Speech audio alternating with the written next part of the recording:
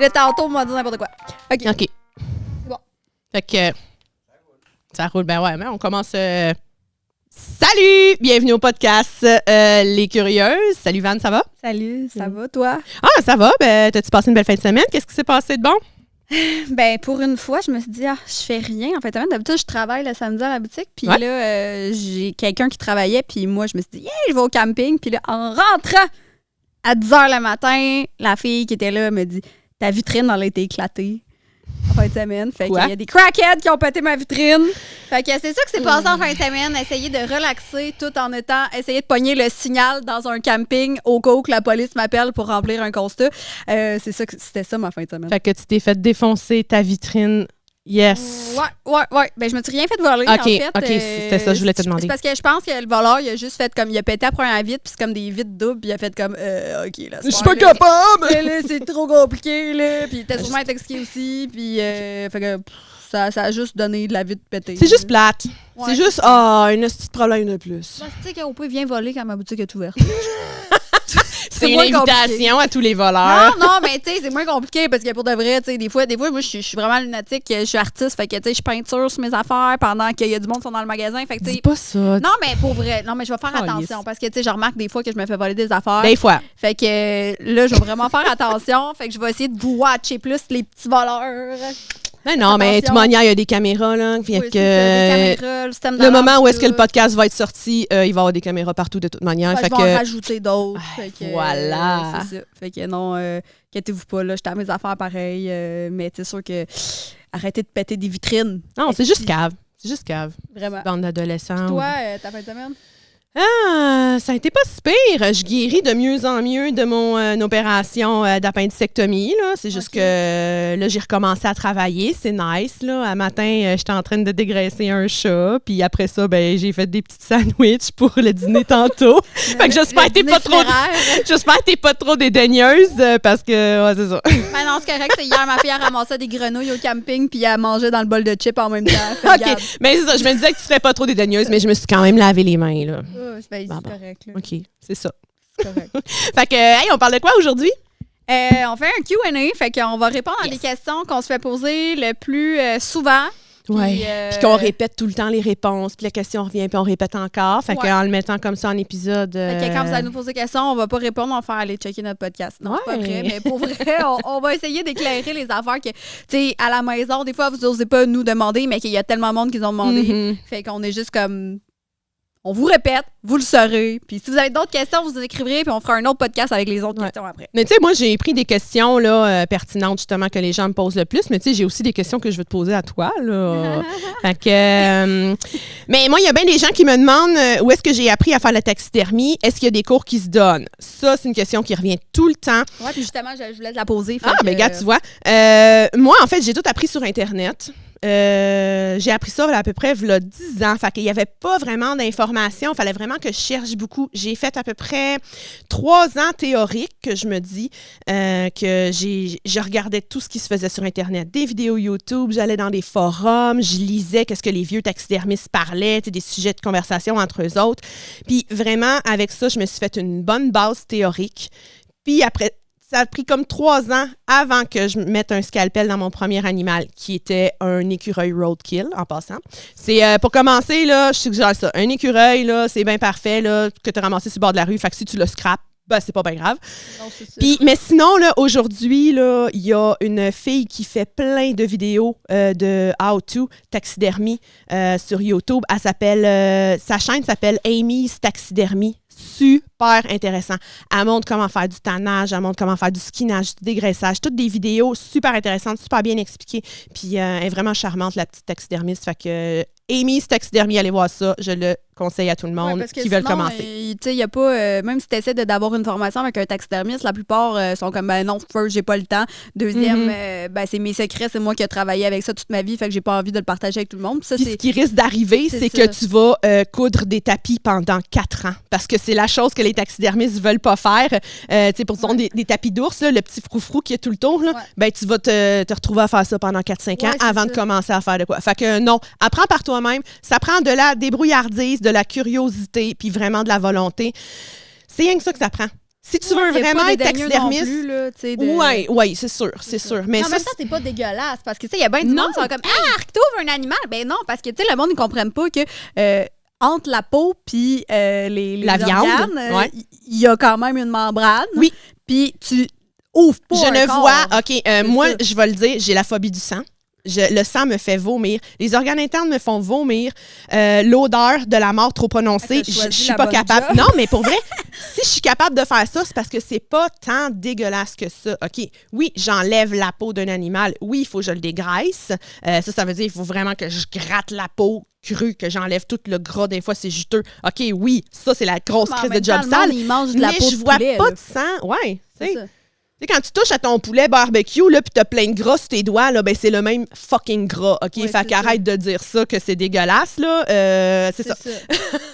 Fait que, mais je vois pas d'organes internes, je vois pas pratiquement à peine un peu de sang, là. Quand je coupe la veine qui est en dessous du bras, puis la veine de cuisse, là, par inadvertance, oui, je vais avoir un peu de sang, mais sinon, là... Non, c'est ça. Puis, tu sais, je veux dire, si tu prends bien le temps, comme tu as dit, tu as fait 3 ans de théorie. Oui. Fait que. Je savais où je m'en allais. Où tu coupais, tout ça. Parce que moi, je me souviens que le premier lapin, un lapin que je m'étais fait donner, que j'avais travaillé avec, j'avais coupé un peu n'importe comment, puis là, j'avais comme déchiré le sac, puis là, j'avais été comme en profondeur, puis là, j'étais comme, oh shit, what quel the fuck, qu'est-ce que je fais? Je me sentais comme une tueur en série, mais comme c'est pas de ça, l'apprentissage. C'est pour ça que je dis, commencez avec des beaux roadkill d'écureuils, c'est pas grave. Oui, ils n'ont pas chauffé non plus. Non, non. Ça, c'est une autre affaire. Oui, parce que quand la peau, elle chauffe, quand il est chauffé au soleil, tu vas le mettre dans le tannage, ton écureuil, puis la peau va faire... Ouais, puis pas la peau, mais la fourrure, elle va tout se détacher. Ça sentira pas bon quand tu vas l'ouvrir non plus. Ça risque d'avoir gonflé. Un animal qui sent pas bon, tu crées ça dans les vidanges. Ouais. Direct en partant. Non, c'est ça. Tu veux pas... Même t'as des clients, des fois, qui doivent arriver avec des chats qui sentent pas bon. Ouais, mais dans ce temps-là, je peux pas faire de taxidermie. Je leur explique que c'est juste la conservation de crâne puis d'ossements. Écoute, j'en ai... mon Dieu, je pourrais t'en parler. J'ai une cliente, elle m'a shippé son lapin par la poste. Déjà que le lapin, j'avais dit shipping 24 heures. Il a pris 4 jours à arriver. Puis en plus, avant de me le shipper, elle a dit « Il sent un petit peu, là. » Mais je suis comme « OK, tu veux juste garder le crâne puis le squelette, là. Il n'y a pas de problème, là, si ça pue. » Hey, j'ai reçu la boîte chez nous. Je ne l'avais même pas ouverte. Puis tu sais, moi, avec mon nez expérimenté et très proéminent, la mort, je la sens venir de loin. Ouais, toi, t'es comme les insectes. OK, on est rendu à tel stade de décomposition. Ouais, je la sens, je la sens, la mort. Quand les gens la sentent pas, moi, je la détecte. Puis j'avais même pas ouvert la boîte. Je l'avais dans mes mains. J'étais comme, non, je vais pas aimer ça quand je vais ouvrir la boîte. Je vais pas aimer ça. J'ai été dans mon atelier, j'ai fermé la porte parce que mon atelier est dans ma maison. Enfin, je me suis dit, je veux pas que cette odeur grasse de mort colle sur tous les murs de toute ma maison. Je l'ai ouvert dans mon atelier. Écoute, j'ai pris le lapin en courant. J'ai été le crisser dans le congélateur dans plein de sacs en plastique, question qu'il regèle parce que c'était dégueulasse. Puis juste le fait d'avoir fait ce mouvement-là bien vite, ça l'a empesté mon atelier. Pendant 2 jours, j'étais là avec le Febreze puis tout. Puis là, j'étais là, une chance que mon chum, il travaille loin puis qu'il va revenir pas de suite parce qu'il aurait dégueulé dans la maison. En même temps, tu te dis, tu sais, si l'animal pue, au moins, on va récupérer ses os. Mais ça, c'est une autre affaire, par exemple, parce que s'il pue trop, il faut quand même le débuter pour le mettre dans une cage à dermès. Ouais. S'il est trop pourri, ça non plus, tu sais, les dermès mangent la viande fraîche. Fraîche. Fait que s'il n'est pas fresh, ça va rester là, ça va continuer à pourrir, ça va empester, puis... Mais non, mais la personne qui s'est occupée du lapin, parce que moi, je fais pas de nettoyage de squelette. Je vais faire tout le reste, par exemple, le tannage, le débitage, puis tout. Mais là, par exemple, c'était exceptionnel. J'y ai demandé, je peux te l'envoyer entier, le lapin, parce qu'habituellement, j'y envoie tout le temps tout skinné. Il y a juste à le recevoir, à le mettre dans ses dermès, puis à me le renvoyer quasiment. Là. Puis il a fait, ouais, mais je vais te charger une taxe d'odeur. Fait que j'ai payé un petit peu plus cher la job, parce que lui, Chris, il faut qu'il le débite, le style lapin qui pue le calice, là. Ouais. Fait que, mais j'ai fait, oui, ça va être ça, j'ai pas le choix, là. Ça, c'est une job un peu plus dégueu, le débitage, que la taxidermie. Ça, mais c'est ça. Moi, je fais juste enlever la peau. Ouais. Le reste, là, je laisse ça à des professionnels du domaine. Dans le fond, si on revient sur notre question de base sur y a-t-il des cours? Fait que la réponse, c'est C'est autodidacte, t'apprends par... Autodidacte. Mon Dieu, je suis en Si t'es chanceux, tu vas demander à un taxidermiste qui a envie d'avoir un apprenti, mais c'est comme les tatoueurs, là. Tu vas chercher longtemps avant qu'il y en ait un qui dise « Oui, viens-t'en, je vais te montrer comment... » Faut... Fait que t'es mieux d'être autonome puis faire tes affaires toi-même. Je sais qu'il y avait une formation qui donnait au Lac-Saint-Jean qui était peut-être pas de la taxidermie, mais qui était plus tannage puis confection. C'était taxidermie. J'ai rencontré des gens qui ils ont eu ce cours-là. Il y a des années, mais je pense qu'ils le donnent plus. Je pense que c'est du tannage plus qu'ils donnent aujourd'hui. Ça a été, je pense que ça a été quelques élèves qui ont pris, mais c'était des élèves qui ont pris pour que Bilodeau engage. En fait, c'était Bilodeau Fourrure au Lac-Saint-Jean qui a inventé ce cours-là pour, en fait, former des employés pour qu'ils retournent travailler chez Bilodeau. Fait que, tu sais, c'était plus ce petit genre d'affaires-là, une petite crosse. Puis en même temps, tu sais, moi, je parle de mon vécu aussi. Je comprends un peu les taxidermistes qui veulent pas montrer à tout le monde parce que même moi, tu sais, j'ai eu des gens à qui j'ai montré qui étaient supposés de m'aider avec la compagnie. Puis finalement, direct après avoir montré comment faire, ils sont partis. Ils deviennent mon compétiteur. Fait que moi, tu sais, ça, j'ai déjà pensé que je voulais offrir des petits cours. Oui, tu m'en avais parlé, qu'on fasse des cours avec une table Sauf que là, tu vois, j'ai montré à une personne, puis cette personne-là devient mon compétiteur. Fait que est-ce que j'ai envie d'avoir 52 compétiteurs? Ben, pas tellement. Fait que oui, je vais donner des ateliers de genre d'insectes, puis des affaires comme ça. Puis pour les petites souris, les affaires comme ça, j'y réfléchis encore parce que je te dirais que ça m'a un peu comme froissé cette expérience-là. Puis, tu sais, au Québec, on est vraiment une petite communauté d'oddities, là. C'est vraiment mini. Fait que tout le monde se connaît. Fait que, tu sais, moi aussi, j'ai voulu bien faire là, quand j'ai commencé à une époque, là, puis de donner gratuitement comme ça tous mes secrets à une parfaite inconnue qui était trop insistante sur Internet, qui était là « Oh, mais j'aime tellement ce que tu fais, je veux savoir comment tu fais telle affaire. » Puis, elle a été vraiment sneaky, là. Elle me posait des petites questions une fois de temps en temps, non. Puis, après ça, elle s'est mise à faire la même affaire que moi, même affaire que moi. Puis là, j'ai fait « Oh my God! » C'est plate, c'est juste plate. Ouais. Tu veux bien faire. Puis après ça, tu te retrouves que, justement, comme tu dis, tu crées tes propres compétiteurs. C'est comme ça. Puis ridicule. Tu te dis, mettons, OK, c'est pas pire, là, tu as un dépanneur puis tu vends du gaz, là, on s'en fout. Là. Mais dans le domaine qu'on a, c'est pas tout le monde qui... Tout le monde est... Genre, je te dirais que tout le monde qui vient est super curieux puis intéressé, mais c'est pas tout le monde qui veut avoir ça chez eux non plus. Ouais. Fait que c'est là le fait d'en vendre. Puis s'il y a 52 personnes qui en vendent, bien, le marché est saturé. Donc, nous autres qui vivons totalement 100% de ça, on va être obligés de se trouver d'autres jobs sur le site pour subvenir à notre besoin. Puis, tu sais, on a tellement travaillé fort pour en arriver où c'est qu'on est que je comprends que, tu sais, ces secrets-là, on est comme... On va les garder parce que sinon, je vais être obligée de changer de job, tu sais. Hey, ça me fait penser, j'avais une question, je sais, je t'en pose deux d'affilée, là, mais j'avais une question qui était full pertinente, qui rentre dans le même sujet. Si les oddities, la taxidermie, ne faisaient pas partie de ta vie, tu ferais quoi comme travail? Ouh, je ferais plein d'affaires. Ouais. Je te dirais, j'ai toujours voulu qui n'a pas rapport avec la taxidermie et l'oddities. OK. J'ai toujours voulu être avocate. What? Ouais. Excuse-moi de rire, mais c'est juste que... Criminaliste. Oh, ouais! Mais non, mais pour vrai, je pense que je serais bonne. Je suis quand même capable de défendre mes points. Puis, tu sais, mettons, là, j'étais allée aux petites créances, là, puis genre, le juge, j'étais comme, qu'est-ce que vous faites dans la vie? Moi, j'étais arrivée avec mes dossiers, j'étais bien habillée, toute partie 1, exemple. Ouais, 1, mais là, c'était personnel. Oui, c'est ça, j'étais bien, mais j'étais comme, mettons que ça serait mon travail, que je travaillerais pour quelqu'un, je pense que je donnerais le même effort parce que ça serait comme mon cas. Fait que je serais comme... Okay. Tu veux gagner. Oui, c'est ça. Exact. Parce que je suis vraiment compétitive comme ça. Ouais. Ouais, moi, je pense que j'aurais aimé ça être avocate. J'aurais aimé ça être prof aussi. Mais j'ai de la misère avec les enfants. Fait que ça aurait été plus prof de genre cégep. Mais bon, prof de cégep, il aurait fallu que je finisse mon bac à l'université pour être prof de cégep. Ouais, puis tout le monde est millionnaire pour aller à l'école, là, tu sais. Ben, c'est ça. Ça coûte cher, hein, Chris, l'école. Vois, moi, j'ai ça comme j'ai fait un...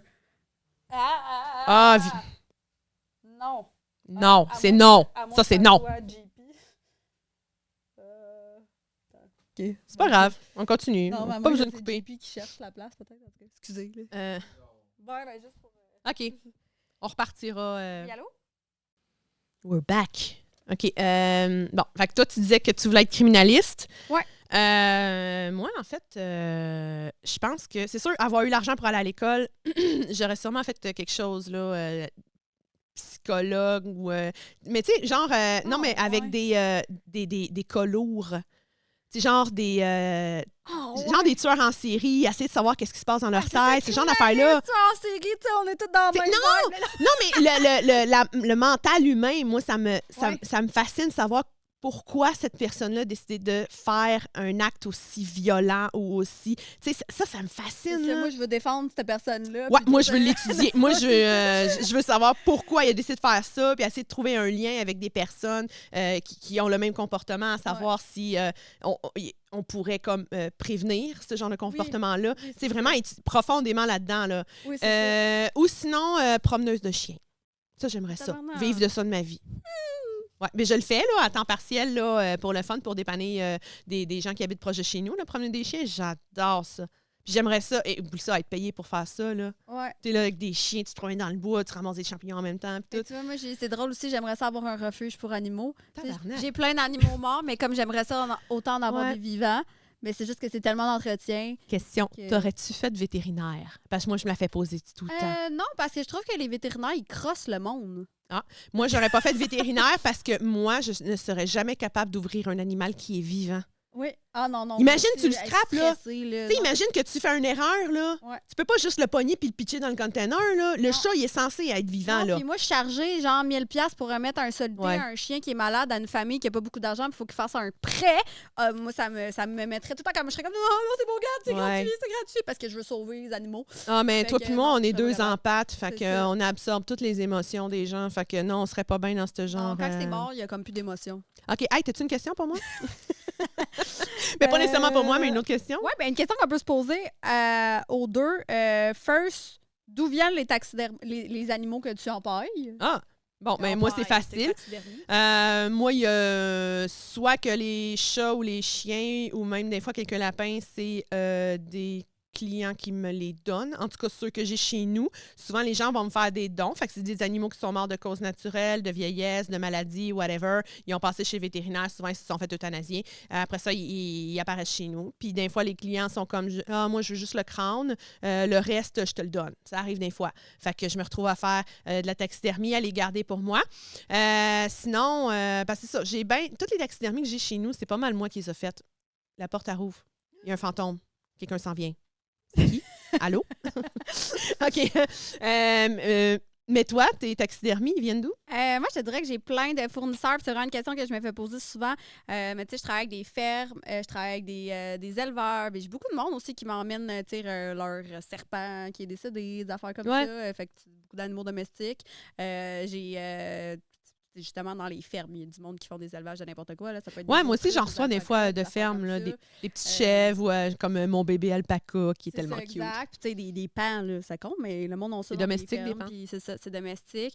Après ça, je vais tout avoir ce qui provient de différents zoos, différents refuges. Des fois, c'est plus difficile parce que tu sais, ils enterrent leurs animaux tout ça, mais il y a quand même certains zoos qui décident de faire une seconde vie à leur animal pareil.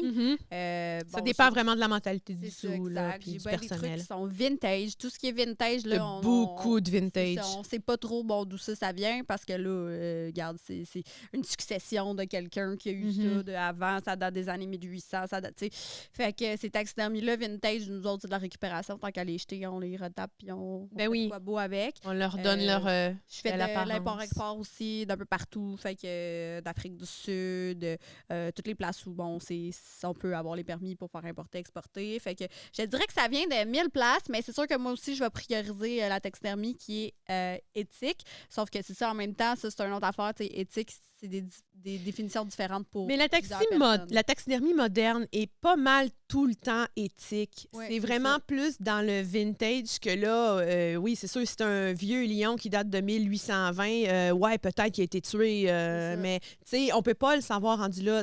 Rendu là, c'est éthique. Après un certain temps, je pense, parce que c'est juste récupérer. Il est fait, il est là, il est en taxidermie. C'est pas toi qui as voulu ça, que l'animal soit gonné pour de la taxidermie. Non, mais il y a quand même encore des braconniers, puis c'est là que ça devient que c'est pas éthique. Oui, mais c'est quand même, il y a beaucoup de réglementations à ça aujourd'hui. Il y a beaucoup de lois, il y a beaucoup de personnes qui surveillent ça. Donc, avoir une taxidermie qui n'est pas éthique, qui n'est pas légale, c'est très rare. C'est bien plus rare, là. C'est ça, exact. Fait qu'en tout cas, c'était la question, d'où viennent les animaux. Aussi, bon, là aussi, c'est quoi ton item préféré que tu as chez toi? Oh! Ben, c'est con, mais je pense que c'est ma petite tête de chihuahua rose. Je l'aime vraiment beaucoup. Oui, c'est parce qu'il y a une fille en Colombie-Britannique, elle m'a shippé 2 de ses chihuahuas qui sont décédés. Ils sont décédés pas en même temps, mais elle les a gardés dans son congélateur, puis justement, en attendant qu'elle trouve quelqu'un pour faire le don. Puis, il y en avait un des 2 il manquait beaucoup de poils sur sa partie arrière. Fait que je me suis dit, tu sais, je vais pouvoir t'envoyer une parcelle de fourrure, mais j'aimerais ça aussi garder la tête pour pouvoir me pratiquer à faire des faces de chien, tu sais, parce que les dons, ça sert beaucoup à ça. Puis elle m'a envoyé des photos pour que j'essaie de reproduire sa face. Puis il y avait beaucoup des photos que le chihuahua était rose sur les photos de son vivant. Fait que là, j'étais comme, oh my God, Lulu a déjà été rose. Puis elle a dit, ah oui, c'était sa couleur, puis tout. Puis la propriétaire a trippé en me disant ça. Puis là, j'étais là, je peux-tu le teindre rose? Puis elle a fait, oh my God, tu peux faire ça, oui! Puis tout.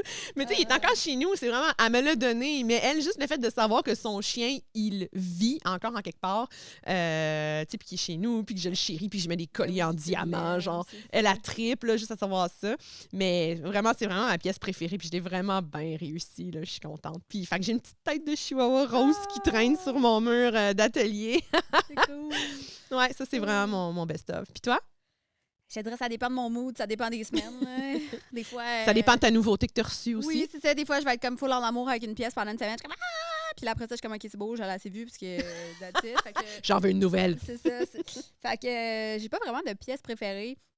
Il y a un bout où j'étais vraiment stickée sur tout ce qui était tribal, crâne humain, tout ça. Là, j'étais un petit peu moins dans ce vibe-là. Fait que... Mais on peut-tu parler de ta nouvelle grosse crise de pièce qui est dans mais ça, je vais vous la montrer dans un prochain podcast. OK, bon, ben on parlera pas de ça d'abord. Non, c'est ça. Ah, j'ai vendu le punch, mais non, c'est pas un punch, personne ne le sait. OK, on parle d'autre chose. Après ça...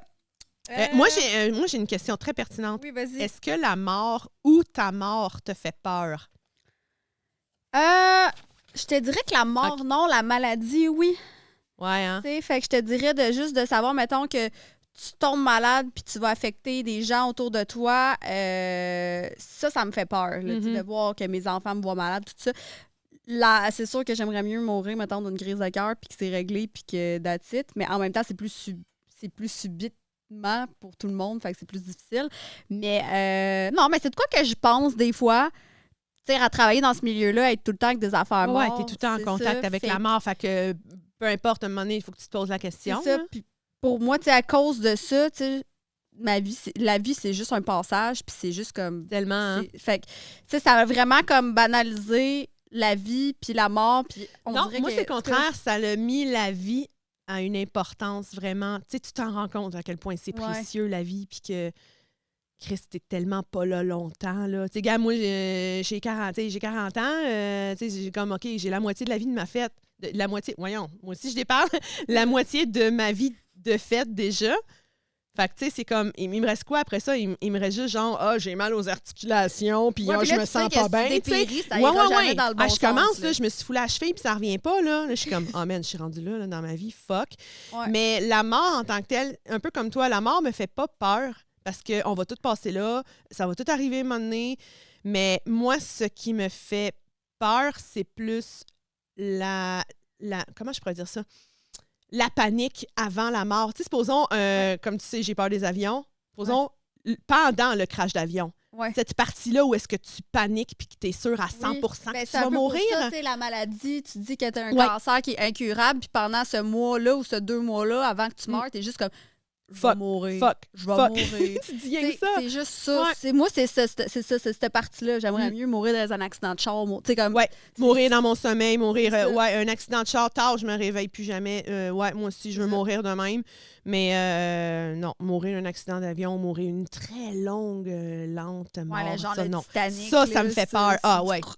Oublie ça, tu sais, tu vas crever. J'écoute juste des films en plus cette semaine de monde qui genre se crash dans leur bateau puis qui restent genre sur des radeaux pendant genre 3 semaines dans l'océan en train de brûler à boire l'eau de la pluie qui tombe. Fait que là, je suis comme aïe, c'est tellement... dans cette situation-là que t'es comme fuck. Moi, je serais morte genre tu sais, on meurt pas d'une crise de panique, là, mais je serais morte de genre multiples crises de panique en l'espace de 5 minutes. C'est sûr. Moi, je pense que je mourrais d'une surdose d'adrénaline. Tu sais, quand t'as la chienne, là, t'es comme si l'adrénaline bien raide, là, je pense surdose d'adrénaline. Oui, mais tu vois, j'ai fait de la dissido cet été, puis j'étais sur une trip, puis comme il y avait 1 mètre d'eau, puis j'ai comme tombé à l'eau, puis là, genre, mon beau-frère, il est genre, Chris, on dirait que t'étais en train de te noyer, mais tu sais, il y avait 1 mètre d'eau, mais j'ai capoté parce que j'étais genre, puis là, j'étais genre d'avant, mais tu sais, il y a 1 mètre d'eau, là, je touchais dans le fond. J'aurais ri de toi. Moi, j'ai la panique facile quand. Fait que. Ça répond à cette question-là, mais j'ai aussi, moi, ben du monde qui me pose comme question, est-ce que ça existe des humains en taxidermie? Ben oui. Oui, pour vrai. J'aime pas ça dire oui parce que majoritairement du temps, je dis non, mais il y a un cas d'une taxidermie d'humain. Il a été dans un musée pendant tellement longtemps, depuis les années début 1900 jusqu'à récemment, genre en 2022. 2002. La taxidermie, c'était un esclave noir qui venait d'Afrique du Sud, je crois. Il a été nommé El Negro. Désolée, c'est vraiment son nom dans le musée qui était. Puis, c'est ça, c'est en 2002 qu'à un moment donné, il y a des gens qui se sont dit c'est peut-être pas correct qu'il y ait une taxidermie d'un esclave dans notre musée. Tu sais, on veut-tu vraiment représenter ça? Puis, fait qu'ils l'ont rapatrié dans son pays d'origine pour l'exhumer, pour en fait l'enterrer. C'est ça, exhumer? Non. Pour faire des obsèques. En fait, ils l'ont enterré 100 ans plus tard. Fait que c'est quand même assez weird. Puis là, il y avait du monde... C'était vraiment la peau sur de la paille, là, genre. Oui, d'un monsieur à la peau noire, une taxidermie. Puis, ouais. T'as-tu des photos de ça? Oui, il y a des photos de ça. Tu peux trouver ça sur Internet. Juste à marquer comme taxidermie humaine El Negro. Puis tu vas le trouver. Ah, puis tu sais, il y a eu plein d'affaires avec de la peau humaine aussi, là, Deuxième Guerre mondiale, Ed Gein, là, tu sais, qui faisait des lampes en peau humaine, des affaires comme ça. Des livres, là, depuis super longtemps qui étaient reliés en peau humaine, puis tout. Fait que, tu sais, oui, c'est de la peau, oui, ça s'empaille. Éthiquement, on le fait pas. Mais pour moi, l'embaumement, c'est une sorte de taxidermie pour moi. Là. C'est pas pareil, mais tu sais, ceux qui sont. Il faut que tu coupes le plastron, puis que tu injectes des liquides, puis ça. Fait que c'est une sorte de taxidermie. C'est juste que c'est pas. Ça dure pas éternellement. Là. Il y a quand même un délai de conservation. Mais oui. Là, c'est comme. Ouais.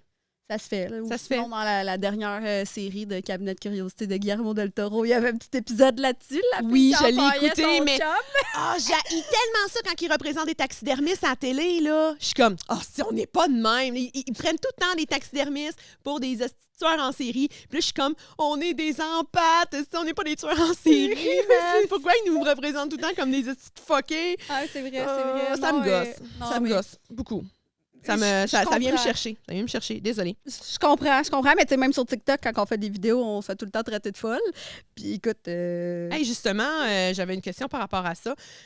Comment tu vis avec le hate sur Internet, toi?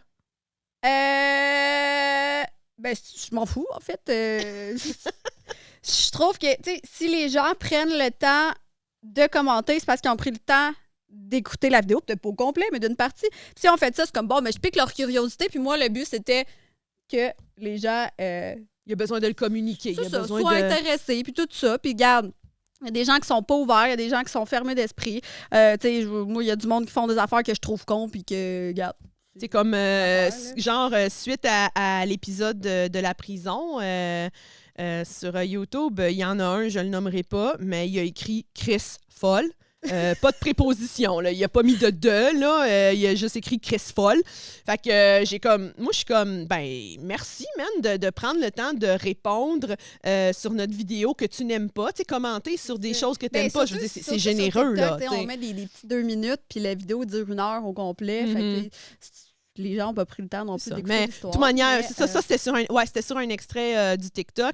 Puis moi, en fait, je m'en fous. Ils viennent de tout scraper son algorithme en commentant sur des vidéos qu'il n'aime pas. Fait qu'il va avoir plus de vidéos qu'il n'aime pas. Fait qu'il va haïr sa vie. Fait qu'il se punit lui-même. Les gens qui commentent des affaires qu'il n'aime pas. Fait que, mais de toute manière... Je pense que Pat, il veut parler. Nomme-les.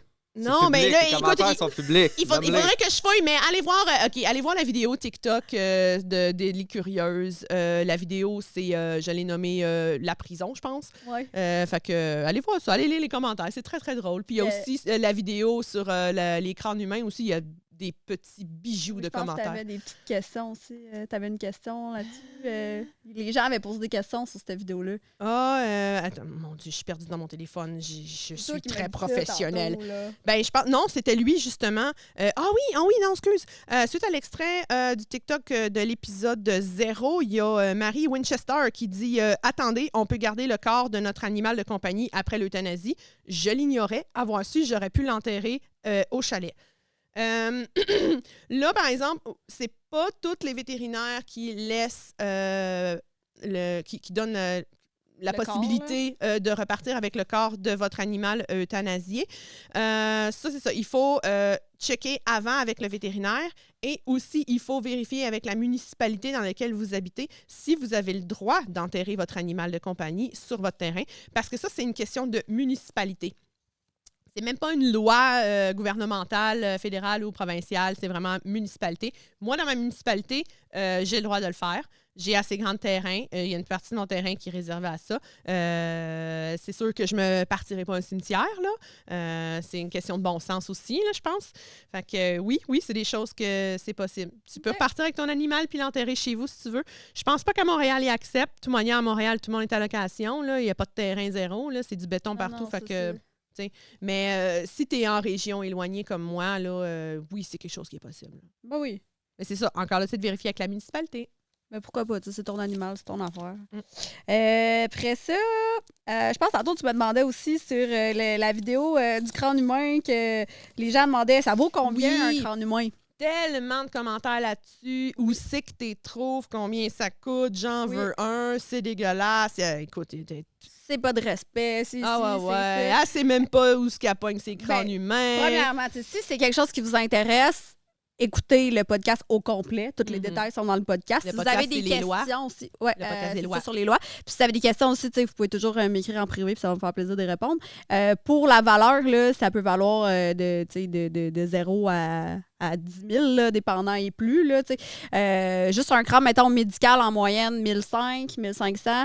Il faut s'attendre à payer dans 4 chiffres, je pense. C'est ça, exact. C'est sûr, des fois, il y a des squelettes qui sont désarticulés puis que les ossements sont vendus séparément. Là, des squelettes qui étaient dans les écoles puis tout. Fait que là, des fois, là, j'ai des clavicules à vendre en 40$, là, comme ça l'arrive. Là. Sinon, pour qu'est-ce qui va être tribal... ça aussi, je pense que je l'avais expliqué dans la dernière vidéo, mais c'est des tribales touristes, dans le fond, qui ont été faites pour vendre aux touristes. Bien là, on va plus se trouver dans le 2, 3, 4 000 jusqu'à 5 000. Si c'est des crânes qui ont vraiment été utilisés, qui ont vraiment été des headhunters, qui viennent de différentes tribus pour des rituels, qui ont des provenances, des photos qui viennent de eux qui ont utilisé ce crâne-là, ça peut monter jusqu'à dans les 100 000. Là, c'est une pièce de collection. C'est vraiment une pièce de collection. Puis, tu vois, il y a 2 pièces qui sont très similaires que tu vas pouvoir payer 2 000, puis il y en a une qui va être à 50 000 parce que celle-là date des années 50, tandis que l'autre date des années 1800. Mais c'est très similaire, sauf que celle qui date des années 1800, elle a été vraiment utilisée pour plusieurs rituels, plusieurs affaires, puis c'est là que sa provenance va venir. C'est l'histoire qui vient avec. C'est ça, exactement. Puis cool. en général, les collectionneurs, ça faut être riche pour être un collectionneur de pièces vraiment historiques, parce que ces pièces-là, c'est 100 000 par pièce, non, il n'y a pas de ça ici. C'est ça, exact. Fait que, puis ça, ces collections-là sont vraiment comme privées, puis ils ont vraiment des bonnes provenances. Puis ici, je te dirais que c'est plus du tourisme qu'on collectionne. Moi-même, j'ai plusieurs pièces touristes, mais pour moi, ça signifie la même chose parce que j'aurais jamais le budget de m'acheter des pièces de collection qui ont servi dans des rituels. Et puis, tu sais, quand on le voit, c'est la même chose, puis ça vient de la même place, pareil, fait que... C'est juste l'histoire en arrière de la pièce qui change. Oui, exactement. Fait que ceci pour les crânes humains. J'avais une dernière peut-être une petite moi aussi, question j'ai pas mal à toutes fait mes répondre, questions. c'est Là. ça. Parce que là, on parle beaucoup des ossements puis de la taxidermie, mais tu sais, je vends aussi beaucoup de cristaux puis de pierres. Moi, c'est ça, j'ai étudié en géologie, fait que je vends tout ce qui a plus rapport avec la science, mais j'ai quand même une grosse clientèle en lithothérapie puis qui vont utiliser les bienfaits des pierres et tout ça. Puis il y a beaucoup de monde qui me demande comment je fais pour différencier si une pierre est vraie puis une pierre est pas vraie. Ah, parce qu'il y a des pierres qui sont pas vraies? Depuis la COVID, il y a beaucoup de monde qui se sont lancés en lithothérapie. Puis les Chinois ont commencé à faire des répliques de pierres qui sont vraiment similaires en faisant, mettons, faire de la vitre, fondre de la vitre, fait que ça va avoir un effet comme de cristalline, mais que ça ne sera pas des vraies pierres. C'est là qu'il faut différencier quand une pierre a une couleur trop éclatante. Ouais, trop flash, c'est louche. C'est tendu, c'est pas réel. T'sais, des agates roses, ça n'existe pas. Y a-tu moyen, y a-tu un truc, supposons, le mettre dans l'eau ou le mettre dans un produit y a pour voir? Il y a certaines pierres que tu peux essayer de driller un petit trou dedans, puis que ça va être carrément de la résine qui va avoir injecté dedans. Là. Fait que quand il y a des patterns trop weird, genre la malachite, là, une pierre qui vient généralement du Congo, ils en font beaucoup en Chine, puis ça a de l'air ça a de l'air d'être fait avec de la peinture, là, d'une affaire de... Ça n'a pas de l'air vrai. Mais quand tu le sais pas, tu le sais pas. Fait qu'il faut vraiment que tu t'informes pour savoir que ta pierre est vraie. Il y a beaucoup de pierres synthétiques aussi dans les bijoux pour tout ce qui est les pierres précieuses. Fait que des pierres qui sont faites en laboratoire. Fait qu'il faut vraiment faire attention. Moi, j'en vends quand même parce que, tu sais, les enfants, tout ça, qui achètent des pierres à 5$, plus c'est coloré, plus qu'ils aiment ça. Ouais. Peu importe, c'est quand même une vraie pierre, ceux-là, mais ils ont été injectés avec des différentes couleurs. Mais je le mentionne en général. Quand vous écoutez mes lives, tout, je dis OK, ben ça, c'est fait en laboratoire. Ou, mettons, les gros cristaux de bismuth, qui est un métaux, c'est un métaux qui se trouve naturellement dans la nature, mais en minime. C'est vraiment microscopique. Tandis que dans les laboratoires, ils le grossissent. Ils sont capables de le faire en grosse quantité. Ouais. C'est impressionnant, pareil. Oui, c'est beau. Ça. Fait que ça, je vous montrerai ça dans un autre podcast. Qu'on l'avait déjà fait, mais le podcast, il n'a pas marché. Le podcast, il est mort. Il n'a pas fonctionné. Fait que, en tout cas, c'est ça. Ça, c'est vraiment...